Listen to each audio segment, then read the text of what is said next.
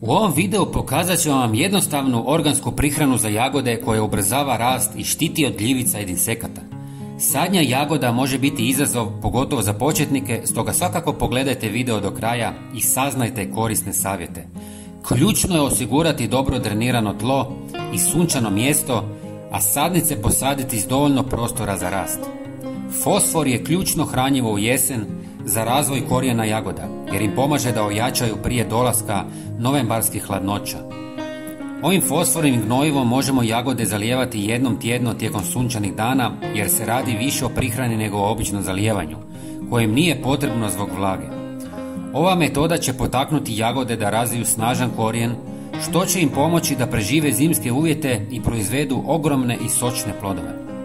Koristit ćemo dva sastojka, a prvi su jedna žlica sjemenki bundeve koje ćemo usitniti u mlincu kako bi se brže i lakše razgradile i ispustile svoje hranjive sastojke. Sjemenke bundeve odličan su izvor fosfora koji je ključan za zdrav razvoj korijena jagoda. Fosfor potiče jačanje korijenskog sustava, što pomaže biljci da preživi zimu i brže se oporavi u proljeće. Osim fosfora, sjemenke bundeve sadrže i druge važne hranjive tvari poput magnezija, željeza i cinka koji doprinose zdravlju biljaka. Ako nemate sjemenke bundeve, možete koristiti sjemenke lana, suncokreta, ali one imaju manje fosfora.